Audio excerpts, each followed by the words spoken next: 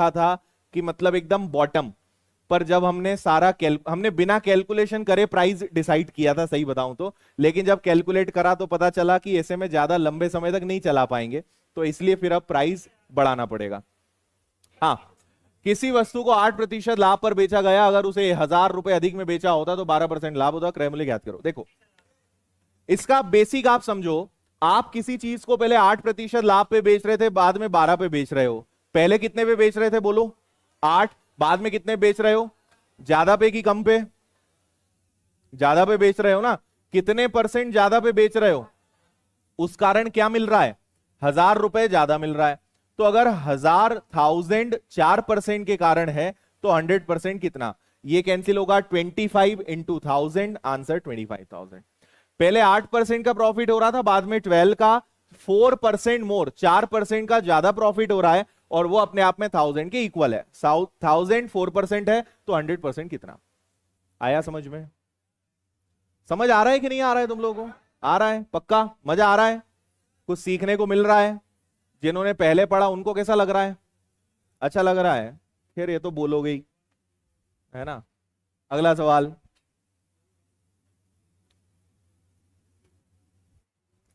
YouTube वाले बोल रहे हैं सर हमारी तरफ तो ध्यान ही नहीं दे रहे हो। देखो पढ़ने, YouTube पे पढ़ने लिखने वाले आंसर दे ही रहे हैं, और कॉपी पेस्ट वाले अपना काम ईमानदारी से कर रहे हैं। हम्म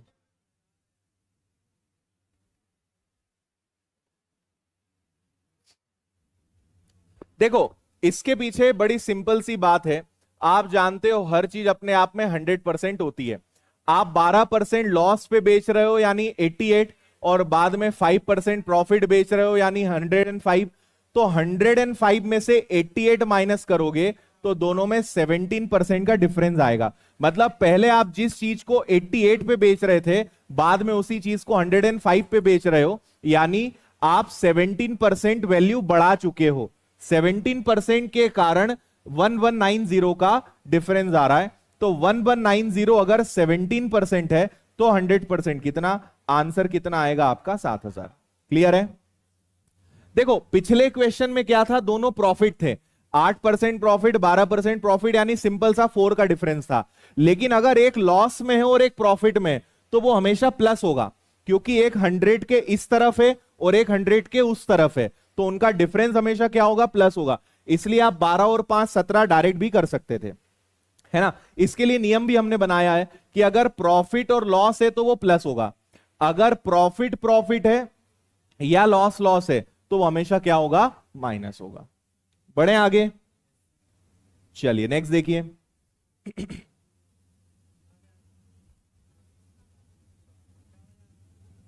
आ गया? देखो लॉस लॉस है, दोनों घाटे में है, डिफरेंस लेंगे, 7% का है, 7 चौक 28, 7 4 28, 4000 आंसर आएगा। अब करो।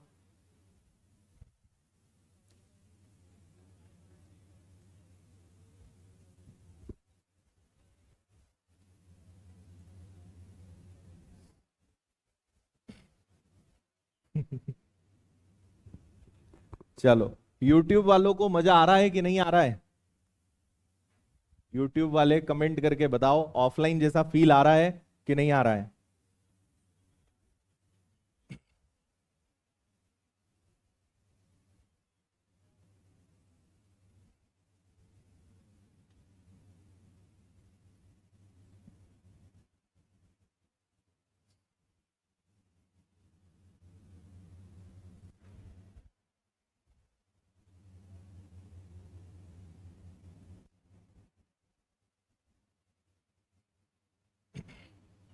ओके,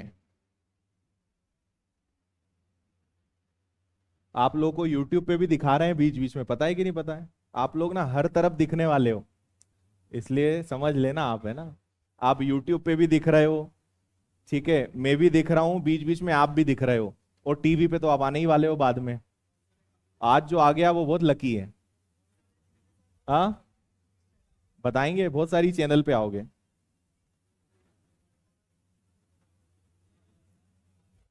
चलो बता दूं, एक वस्तु को पहले 16.66 लॉस, बाद में 12.5% प्रॉफिट, और इतने का डिफरेंस आया। मुझे एक बात बताओ, आप तो सिंपल सी बात है, परसेंटेज का टेंशन मत लो, अगर प्रॉफिट और लॉस दोनों आ जाए तो क्या करते हैं, जोड़ते हैं, प्लस करते हैं, तो प्लस कर दो ना।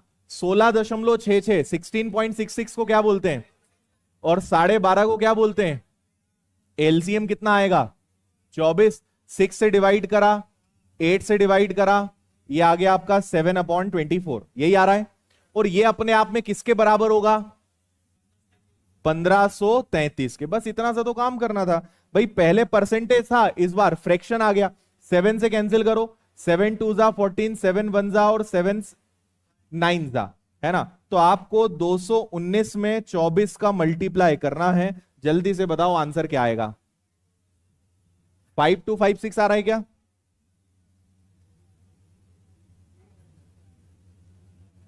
देखो लास्ट में 9 और 4 36 का 6 तो आएगा, ये दो तो आंसर हो ही नहीं सकते। कौन सा आ रहा है, 5526, डी आ रहा है ना, ठीक है, 5256 मान ले यही।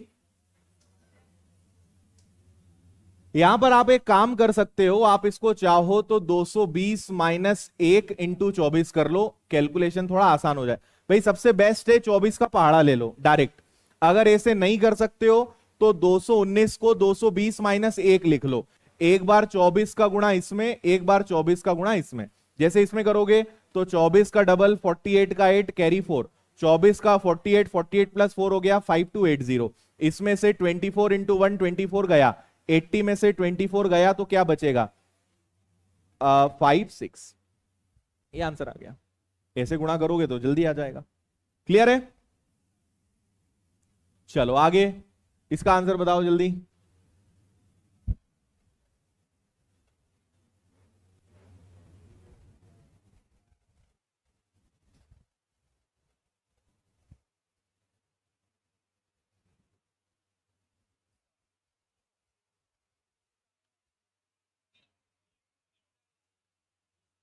सेम क्वेश्चन, एक प्रॉफिट है एक लॉस है, 1/9 का लॉस और 1/9 का प्रॉफिट, प्रॉफिट लॉस दोनों है हमेशा प्लस होगा।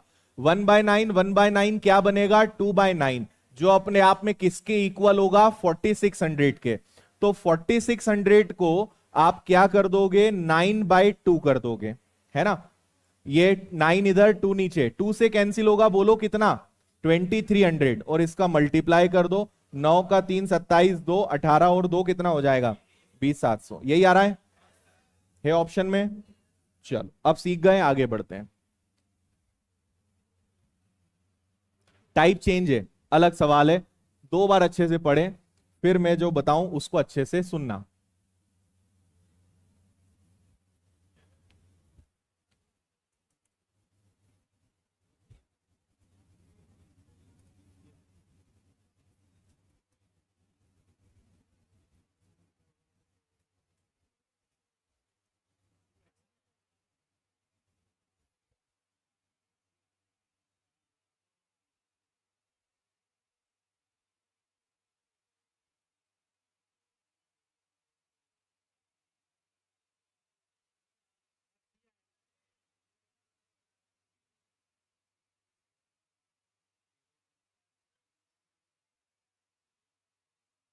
हाँ जी,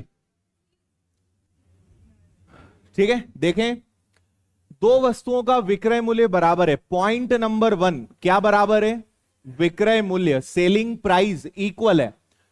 एक को 11 1/9% प्रॉफिट पर बेचा और एक को लॉस पे बेचा, ताकि ना लाभ हो ना हानि। देखो 2-3 पॉइंट्स हैं जो आपको यहां पे ध्यान रखना है। पहला, दोनों का सेलिंग प्राइस क्या है, सेम है, विक्रय मूल्य बराबर है। दूसरा, ना प्रॉफिट होना चाहिए ना लॉस, मतलब जितने में खरीदा उतने में ही बेचेंगे, तभी नो प्रॉफिट नो लॉस की स्थिति बनेगी। एक को प्रॉफिट पे बेचा है, दूसरे को लॉस पे बेचना है। अब सुनना, एक तरफ लिखते हैं कॉस्ट प्राइस, एक तरफ सेलिंग प्राइस, एक वस्तु और दूसरी वस्तु, है ना। आप ये बताइए कि ऑप्शन किस में है, परसेंटेज में, और पूरा क्वेश्चन भी परसेंटेज में। इस क्वेश्चन में रुपए अगर दिया होता ना तब भी वो अपने काम का नहीं था, हम उसको यूज नहीं करते क्योंकि आंसर परसेंटेज में हम दे सकते हैं। अच्छा, 11 1/9% का मतलब अब तो याद हो गया होगा, 1/9। 1/9 का मतलब हो गया कि 9 रुपए की चीज को कितने में बेचना चलेगा। अब ये बताओ 9 क्या है, कॉस्ट प्राइस, 10 क्या है, और दोनों का सेलिंग प्राइस सेम है क्या? तो अगर इसका 10 है तो इसका भी कितना होगा? पहली लाइन यही लिखी हुई है, कॉस्ट सेलिंग प्राइस सेम है ना। अगर ये 10 है तो ये भी 10 होगा, तो इनका टोटल कितना आया? तो इधर भी टोटल 20 आएगा, तभी तो नो प्रॉफिट नो लॉस आएगा। भाई इधर अगर इनको 20 में बेचा है तो खरीदा भी 20 में होगा, तभी तो नो प्रॉफिट नो लॉस आएगा। नहीं आ रहा समझ में? आया? तो यहां अगर 20 चाहिए तो यहां 11 लिखना पड़ेगा क्या? इसका मतलब कि दूसरी वस्तु 11 रुपए की थी, बेचा कितने में? 11 की चीज को 10 में बेचा, एक का नुकसान 11 पर मल्टीप्लाई बाय 100, 9 1/11% का लॉस। ये आंसर। एक बार फिर से बता रहा हूं, ध्यान से समझना। आपसे बोला है 11 1/9%, जिसका मतलब होता है 1/9। 1/9 का मतलब क्या हुआ कि 9 रुपए की चीज को कितने में बेचना? 10 में। 9 की चीज को 10 में बेचना, अगर 10 में बेचा तो इसको भी 10 में ही बेचेंगे, तभी तो दोनों का सेलिंग प्राइस सेम होना चाहिए ना। तो इनका टोटल कितना है? 20। तो इनका टोटल भी कितना होना चाहिए? 20। और ये क्यों बराबर कर रहे हैं? क्योंकि लास्ट में बोला है नो प्रॉफिट नो लॉस, है ना। और यहां 20 कब आएगा? जब यहां पे 11 होगा। मतलब दूसरी वाली चीज 11 रुपए की थी, उसको कितने में बेचा है? 10 में। एक का नुकसान 11 पर मल्टीप्लाई बाय 100, 9 1/11। किसी को अभी समझ में नहीं आया तो बोलो। आया? अब नेक्स्ट टाइम आप इतना भी मत करना, है ना। नेक्स्ट टाइम आप क्या करना, आपने देखा 9 से 10, तो इधर कर देना 10 से 11। ये जितना ज्यादा उसको इतना बढ़ा देना। मान लो अगर ऐसा होता कि 9 से 11, तो 11 से 13, इतना ही उधर बढ़ जाएगा। समझ में आ रही है? 9 से ये हो गया 13, तो इधर 13 से क्या हो जाएगा? 17। ये 4 ज्यादा तो ये 4 ज्यादा, सिंपल बात है। तो 4 का अंतर 17 पर, नीचे हमेशा क्या रखते हैं? Cost price multiply by 100। आया समझ में? है ना। तो अपने इस सवाल पे आए। अब आपको करना कैसे था? आपने देखा कि सर 11 1/9 मतलब 1/9, ये 9 से 10 है, तो सर ये 10 से 11 हो जाएगा। एक का डिफरेंस 11 पर मल्टीप्लाई बाय 100, आंसर आ जाएगा ये। इतना सा करना है। आया समझ में? करके बताओगे? अगला करो। क्या? किसकी? हाँ हाँ, है ना। परसेंटेज में अपन वही तो सीखते हैं।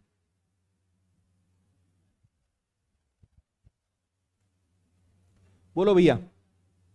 अच्छा 18.75 आ गया क्या? कोई नहीं, ठीक हो जाएगा सब समय के साथ। करो। आप ये बात समझ लो कि आसान परसेंटेज, आसान प्रश्नों का जमाना गया, और प्रश्नों का टाइप नहीं बदला है, प्रश्नों की संख्याएं बदल रहे हैं आज के जमाने में, है ना। जब पहले सवाल आते थे तो यहां पे 10%, 15%, 20% लिखा आता था। आज का जो जमाना आ चुका है जिसमें आप एग्जाम दे रहे हो, उसमें बस टाइप नहीं, ये सवाल आज से 5 साल 6 साल पहले भी आता था, लेकिन संख्याएं आसान आती थी। ये आज भी आएगा, लेकिन परसेंटेज को टफ कर देंगे, बस इतना अंतर है। तो इसलिए आपको क्या करना पड़ेगा, उसको कैसे टैकल करना है, कैसे उसको शॉर्ट बनाना है, बस वो चीज सीखनी है। देखो अब यहां पे आपको दिमाग कैसे लगाना था कि सर 75 को तो 3/4 बोलते हैं, हाँ या ना। 0.75 का मतलब क्या होता है? 0.75 यानी 75/100, इसका मतलब ही तो 3/4 होता है, हाँ या ना। तो आपने 18 3/4 को क्या लिख, 18.75 को क्या लिख दिया? 18 3/4। इसको आगे सॉल्व करो। 18 का 4 गुना 72 प्लस 3, 75/4 इंटू 100, हाँ या ना। परसेंटेज का 100। अच्छा ये 25 से कैंसिल हो जाएगा क्या? 25 से 3 बार, 25 से 4 बार, तो ये आ गया आपका 3/16। यही आ रहा है। चलो अब हमने जैसे अभी किया था वैसे ही करेंगे। इसको प्रॉफिट पे बेचा है, दूसरे को loss, no profit no loss, दोनों का सेलिंग प्राइस सेम। तो एक चीज अगर 16 की है तो कितने का प्रॉफिट? 3 का, यानी 19। तो 16 से 19, तो 19 से 22। ये अगर 3 ज्यादा है तो ये इधर भी 3 का डिफरेंस आएगा। तो यहां पे कितने का घाटा हो रहा है? 3 का। किस पर? 22 पर मल्टीप्लाई बाय 100। तो ये आ जाएगा आपका 300/22, या बोल सकते हैं 150/11। 11 से एक बार डिवाइड होगा, बचेगा 4 0। 11 3 जा 33, तो 13 वाला आंसर आना चाहिए। ये आएगा क्या?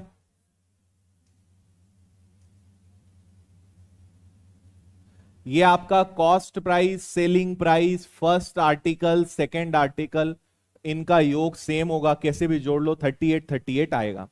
किसी को नहीं समझ में आया हो तो वो पूछ सकता है, आया कि नहीं आया।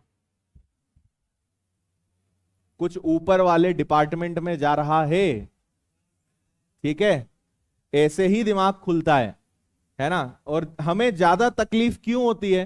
क्योंकि हमने ये चीजें अपने स्कूल के जमाने में नहीं पढ़ी, है ना। और पढ़ी तो भी 8 या 10 सवाल, 12 सवाल एक चैप्टर में होते थे, वो भी ऐसे होते थे कि उनमें कोई दम नहीं होता था। और हम पढ़ते भी ऐसे थे कि उनके आंसर ही रट्टा मार के चले जाते थे, है ना। या टीचर से पहले ही सेटिंग कर लेते थे, वो बता देते थे कि ये सवाल पे, मतलब टीचर भी हम तो खतरनाक हैं ही बचपन से, और हमारे टीचर भी कम नहीं थे।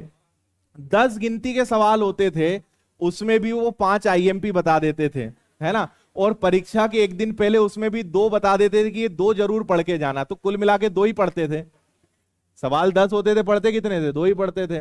और फिर उसके बाद पास हो जाते तो बड़े खुश होते थे, वाह यार बहुत अच्छा काम किया, ऐसे तो काम करें।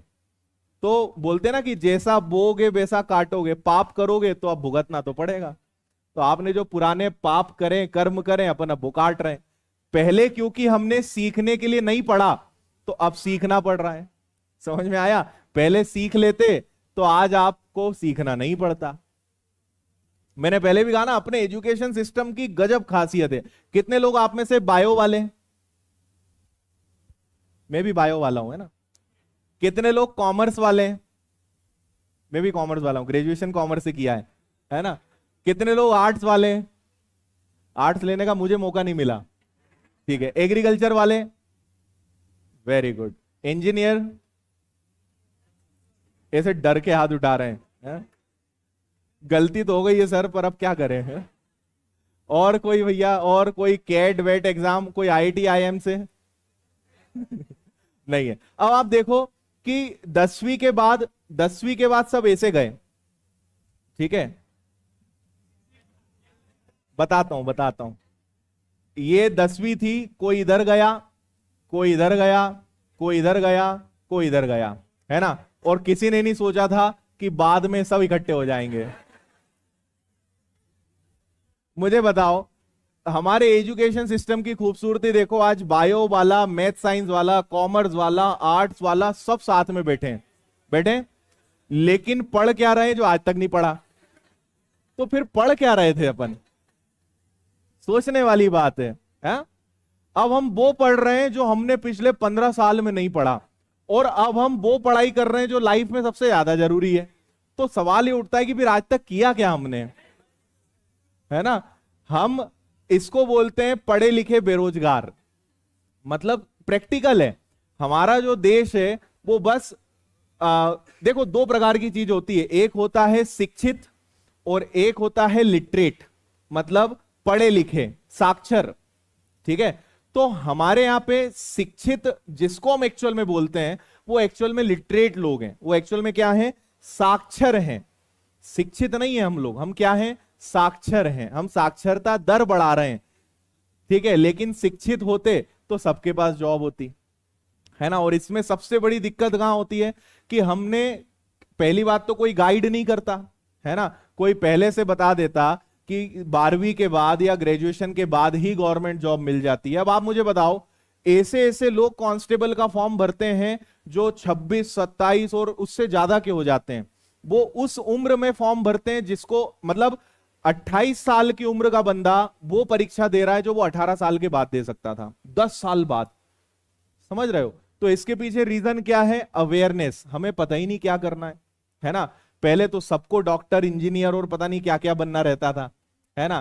फिर थोड़ी देर बाद समझ में आता है कि नहीं, इससे नहीं हो पाएगा। फिर घर वाले बोलते हैं सरकारी नौकरी करो। अच्छा, सरकारी नौकरी क्यों चाहिए?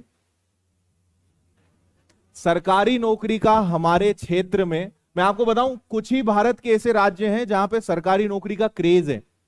है ना, पूरे भारत में ऐसा नहीं है, लेकिन हम जिस क्षेत्र को बिलोंग करते हैं ना, यहां गवर्नमेंट जॉब मतलब 1 लाख की प्राइवेट नौकरी इज इक्वल टू 10,000 की चपरासी वाली नौकरी। सरकारी नौकरी एक बात है, मतलब 1 लाख की प्राइवेट जॉब होगी उसको लड़की नहीं देगा कोई, क्यों, प्राइवेट में है। और अगर 10,000 की सरकारी नौकरी भी है तो उसको दे देंगे, है ना, सरकारी तो है। ये अपने अपने कुछ राज्यों की मानसिकता है। और गवर्नमेंट जॉब हमें क्यों चाहिए?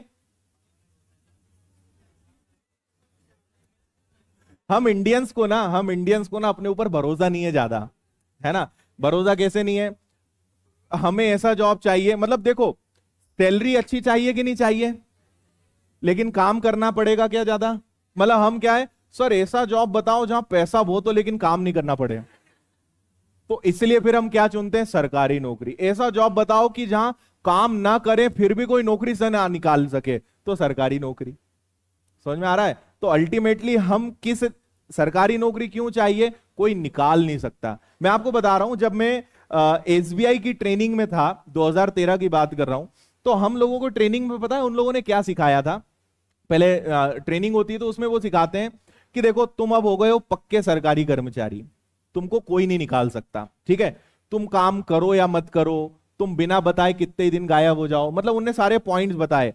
बोले बस एक काम मत करना, किसी भी प्रकार की पैसे की फाइनेंशियल गड़बड़ मत करना, फ्रॉड मत करना, दुनिया की कोई ताकत तुम्हें नौकरी से नहीं निकाल सकती। बस फाइनेंशियल गड़बड़ मत करना, बाकी कुछ भी कर लो, कोई कुछ नहीं बिगाड़ सकता तुम्हारा। ये गवर्नमेंट जॉब की क्या है, ताकत है। और ये कहीं ना कहीं हमारे दिलो दिमाग में बैठी हुई है कि कुछ भी हो जाए कोई निकाल नहीं सकता। इसलिए आपने देखा होगा कि सरकारी जो कर्मचारी हैं वो ज्यादा काम करते हैं क्या, या जैसी सरकारी नौकरी या सरकारी डिपार्टमेंट की बात आती है अपने दिमाग में कैसी छवि आती है, अरे यार वही टूटी फूटी टेबल, उस पर एक व्यक्ति बैठा होगा, उसका पंखा घूमते हुए आवाज कर रहा होगा, है ना, फिर उसके पास जाएंगे बोलेगा 2 नंबर काउंटर पे जाओ। तो एक छवि हमारे अंदर बनी हुई है। हालांकि अभी फिर भी काफी सुधार हो रहा है, अभी की जो यंग जनरेशन है, जब ये अब आप लोग जा रहे हो तो सुधार हो रहा है, लेकिन होता है कि कुछ समय बाद आप भी वैसे ही क्या होते हो, ढल जाते हो, है ना। अभी आप नए नए रहोगे, बहुत जोश में काम करोगे, फिर आप भी चालू हो जाओ, वो 4 नंबर काउंटर पे जाओ। अभी क्या बोलोगे, 4 नंबर वाले इधर आ जाओ, जब नए नए रहोगे, और फिर अपने यहां से उधर भगाओगे आप, है ना। तो अच्छा है, देश की सेवा करो। मेरा एक ही मानना है कि जितना आप ले रहे हो उससे कम से कम आपको दुगना देना चाहिए, एटलीस्ट उतना तो दो जितना ले रहे हो, है ना। क्योंकि आप अगर मान लीजिए 50,000 ले रहे हैं और आप अगर उस संस्था को 25,000 का ही दे रहे हो, तो ये जो 25,000 आपको फ्री फोकट का मिल रहा है ना, ये ब्याज सहित बाद में किस रूप में निकलेगा आपको भी नहीं पता। मतलब हम क्या सोचते हैं, अरे यार कोई नहीं भी करेगा तो क्या है, नहीं, आपको खुद के प्रति ईमानदार रहना बहुत जरूरी है, हमेशा ध्यान रखना, आपको बता रहा हूं। क्योंकि अधिकतर आप देखना कि इन लोगों को किसी ना किसी प्रकार की तकलीफ, कुछ ना कुछ ऐसा जरूर बाद में होता है। इसलिए ईमानदार आप रहोगे, लाइफ टाइम आप बहुत खुश रहोगे। इसलिए एक ही कसम खाना कि जब भी गवर्नमेंट जॉब करें, 30,000 मिल रहा है, 40 मिल रहा है, 50 मिल रहा है, 1 लाख मिल रहा है, जितना मिल रहा है उससे दुगना ही रिटर्न देना। उससे आपकी ग्रोथ भी होगी, ऊपर वाला भी आपको ध्यान रखेगा, और आपकी लाइफ बहुत अच्छी होगी, है ना। क्योंकि एक चीज एकदम कटु सत्य है, बिगड़ना या बुरा बनना दुनिया में सबसे आसान है, लेकिन अच्छे बने रहना सबसे कठिन काम है। समझ में आ रही है? इसलिए कोई भी व्यक्ति गलत संगत में तुरंत बिगड़ जाता है, तुरंत हम गलत आदतें हमारे अंदर बहुत जल्दी लग जाती है, लेकिन अच्छी आदतें बहुत धीरे धीरे आती है। इसीलिए तो बोलते हैं कि अच्छा बने रहना बहुत जरूरी है ना। तो अच्छे कर्मचारी के साथ साथ आपको एक चीज हमेशा ध्यान रखनी कि हमें हमेशा एक अच्छा इंसान बनना है ना। अच्छा इंसान बनना हमारी लाइफ में प्रायोरिटी होनी चाहिए। आप जो काम करोगे, जिस क्षेत्र में हाथ डालोगे, वहां पे आप सफल होंगे, लेकिन अच्छे से ईमानदारी से आप हमेशा काम करिए, ये बहुत ज्यादा जरूरी है, ठीक है। इसलिए सरकारी कर्मचारी बनोगे जरूर, लेकिन कल्चर आपको सरकारी वाला अपने अंदर नहीं लाना है ना। शुरू से वैसे आप रहोगे तो ऑटोमेटिक आप बाकी लोगों से अलग ही दिखोगे, ठीक है। चलिए 8 आ गया आंसर। प्रश्न 19 से टॉफी वाला एक सवाल है, ये भी स्कूल में खूब करते थे, आपको याद आया होगा कुछ। और आज आपको ऐसा तरीका बताऊंगा कि आप बोलोगे सर काश कोई स्कूल में ऐसा पढ़ा देता।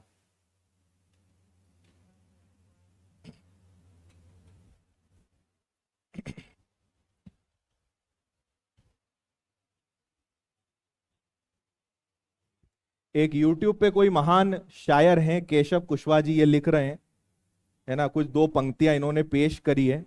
कहां गई पंक्तियां, ऊपर चली गई। जिंदगी है कट जाएगी, किस्मत है किसी दिन पलट जाएगी। वाह वाह। चलो, 1 रुपए में 12 टॉफी बेचने पर 20% की हानि होती है। 1 रुपए में कितनी टॉफी बेचें कि 20% का लाभ हो? मैं आपको इसको ज्यादा डिटेल में ना बताते हुए इसका बहुत सुंदर तरीका बता रहा हूं, समझना। आप रुपए हमेशा ऊपर रखते हो और मात्रा, यानी उसको इंग्लिश में लिख दूं, क्वांटिटी हमेशा नीचे रखते हो। और आपको भी थोड़ी देर पहले बताया था क्या कि फर्स्ट कंडीशन नीचे रखते हैं, सेकंड कंडीशन ऊपर रखते हैं। और इसको जब आप सॉल्व करोगे तो आंसर हमेशा रुपए और क्वांटिटी में ही आएगा। ठीक है, सुनते जाना आप। मुझे एक बात बताओ कि मैंने 10 रुपए में 2 चॉकलेट खरीदी। 10 रुपए में कितनी चॉकलेट खरीदी? तो बताओ एक कितने की? 10 रुपए की 2 चॉकलेट, तो एक कितने की? 5 की। कैसे निकाला? 10 रुपए ऊपर रखा, 2 चॉकलेट नीचे रखी, तो एक वस्तु की आपको वैल्यू पता चली, हाँ या ना? रुपए ऊपर मात्रा नीचे, बस वही मैंने करा है। रुपए में अगर मात्रा का भाग देते हो तो उसकी वैल्यू पता चलती है कि एक वस्तु कितने की। आ रही बात समझ में, है ना? तो ये सवाल घुमा फिरा के वही हो गया कि यहां पे आपने वैल्यू रखी, फर्स्ट कंडीशन नीचे, सेकंड कंडीशन ऊपर, तो जितने में बेचना हो या आगे जो प्रोसेस करनी वो आंसर आ जाएगा। सुनिएगा, बोलो 1 रुपए में 12 टॉफी, एक ऊपर रखो, 12 टॉफी नीचे, रुपए बटे मात्रा। पहले क्या हुआ? जो पहले वो यहां, जो बाद में वो यहां। पहले हुआ 20% का नुकसान, यानी 80 रख दें। बाद में 20% का लाभ हुआ, यानी 120 रख दें। बस हल कर लो, सीधा आंसर आ जाएगा।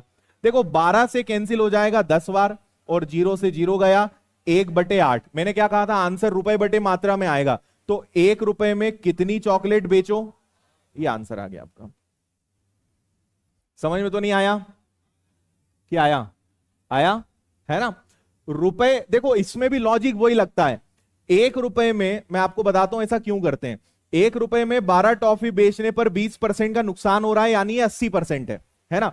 तो 1 रुपए में 12 टॉफी बेचेंगे तो ये अपने आप में 80% है, तो 100% कितना? फिर इस पर मुझे 20% का फायदा चाहिए, तो इसका 120% कितना? तो वही 100 से 100 कट जाता है, फर्स्ट नीचे सेकंड ऊपर। तो इसी के लिए हमने ये शॉर्टकट बना दिया